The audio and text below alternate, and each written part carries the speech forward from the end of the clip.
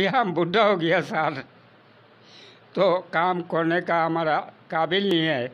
हमारा आपका मेहरबानी होगा, हमको हम ईदों की शहरियत दो या मुल्क भेजो, यही हमारा गुजारिश है। या मरने के बाद हमको ऐसे हालत में मरेगा, किसी को हमको दफन करने का काबिल नहीं होएगा। मुसलमान अपने भाई को मुसीबत में और जुदा हुए या किसी मुसीबत में नहीं देख सकता। तो मैं भी ये चाहता हूँ कि हुकूमत पाकिस्तान, हुकूमत बांग्लादेश इनके ऊपर नज़रसानी करे और जितनी जल्दी हो सकता है ये अपने घर में जाए, अपनी बीवी बच्चे।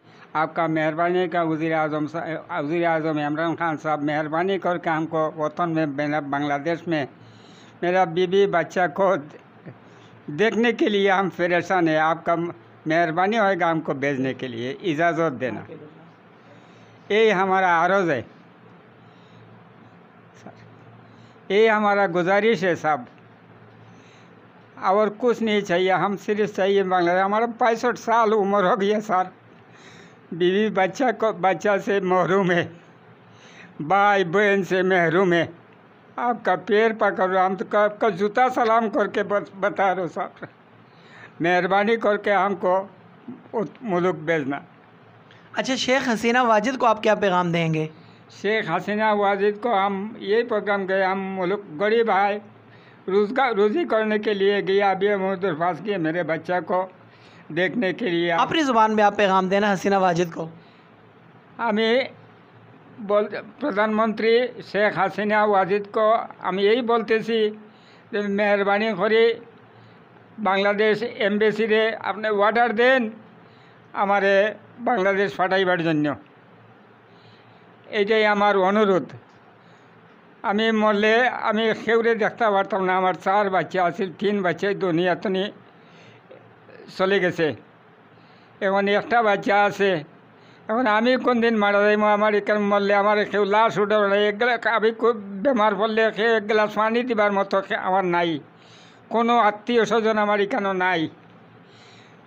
ও প্রধানমন্ত্রী সাহেবের কাছে আমার এই অনুরোধ, আপনি বাংলাদেশ এম্বাসিডারে একটু সুপারিশ করেন আমি দেশে যাওয়ার জন্য।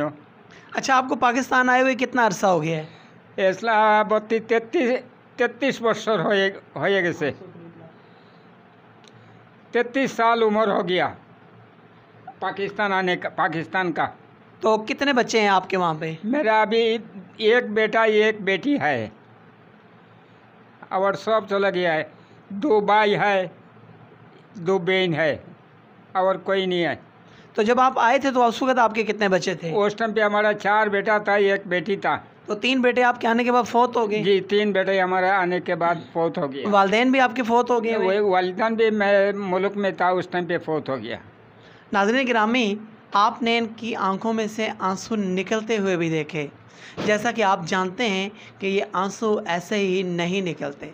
इन आंसुओं को ये जो आंसू निकल रहे हैं, इनके पीछे एक बहुत बड़ी दर्द भरी कहानी है। नाज़रीन गिरामी, आप इस वीडियो को शेयर कीजिए ताकि ये वीडियो हाकिम वक्त के पास पहुंच जाए और इनका कोई ना कोई हल निकल जाए कि ये अपने वक्त पहुंच जाएं। इनका ये कहना है कि सन 1979 में मैं बांग्लादेश से पाकिस्तान आया था, आज मुझे 31 साल हो गए, मैं वापस नहीं गया। मैं एम्बेसी में जाता हूँ तो वो कहते हैं कि आपके पास कागज़ नहीं है, आप नहीं जा सकते। मैं पाकिस्तान में होता हूँ तो मुझे कहीं जॉब, कहीं काम नहीं मिलता कि आप यहाँ के शहरी नहीं हैं, आपके पास पाकिस्तान की नेशनलिटी नहीं है। नाज़रीन गिरामी, जहाँ तक भी हो सके, जैसे भी हो सके, इस शख्स के साथ खुददारा सपोर्ट कीजिए ताकि ये 32 साल के बाद, 31 साल के बाद अपने बीवी बच्चों के साथ मिल सकें। पिछले दिनों इनका एक बेटा फौत हुआ तो ये उनके जनाजे पर भी नहीं जा सके, जस्ट किसी ने व्हाट्सएप के ऊपर इन्हें फ़ोटो दिखाई।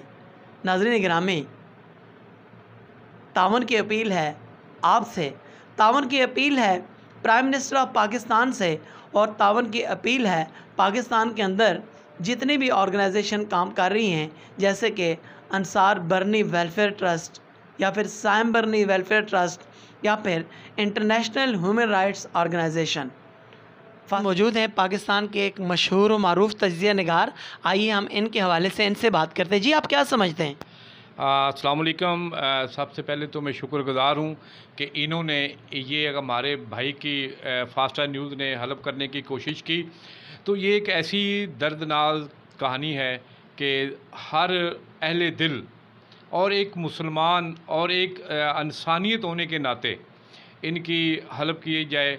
जितने भी NGO हैं, हमारे वज़ीर आला हैं, हमारे प्राइम मिनिस्टर हैं, जितने भी हमारे आला सतह के अफरान हैं, उनको इनको हलब करनी चाहिए, NGO को इनको हलब करनी चाहिए। क्योंकि ये बंगाल जो है ये हमारा भाई हैं, पाकिस्तान का हिस्सा है बंगाल। तो मैं नहीं समझता कि बंगाल हमसे अलग है या बंगाली हमसे अलग हैं। और सबसे मज़बूत जो रिश्ता हमारा है वो मुसलमान का है। तो कोई भी मुसलमान अपने भाई को मुसीबत में और जुदा हुए या किसी मुसीबत में नहीं देख सकता। तो मैं भी ये चाहता हूँ कि हुकूमत पाकिस्तान, हुकूमत बांग्लादेश इनके ऊपर नज़रसानी करे और जितनी जल्दी हो सकता है ये अपने घर में जाए, अपनी बीवी बच्चों। अच्छा कादिर भाई,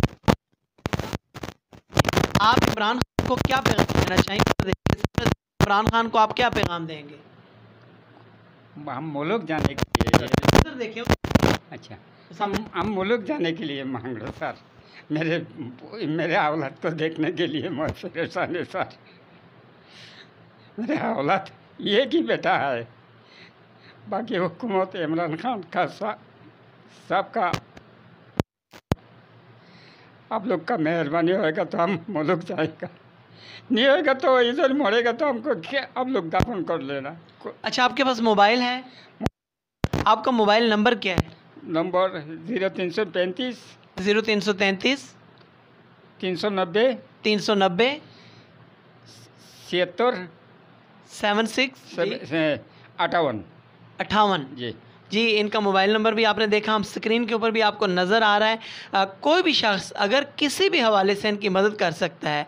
इनको पैसे की ज़रूरत नहीं है, आपकी फ़िज़िकली सपोर्ट की ज़रूरत है कि आपने फ़िज़िकली जाकर किसी भी आला हकाम तक इनकी बात पहुंचानी है, इमरान खान तक आपने बात पहुंचानी है, ताकि हमारे ये बुज़ुर्ग 30 साल के बाद, 31 साल के बाद अपने बीवी बच्चों से मिल सकें। इसी के साथ इजाज़त दीजिए। अल्लाह।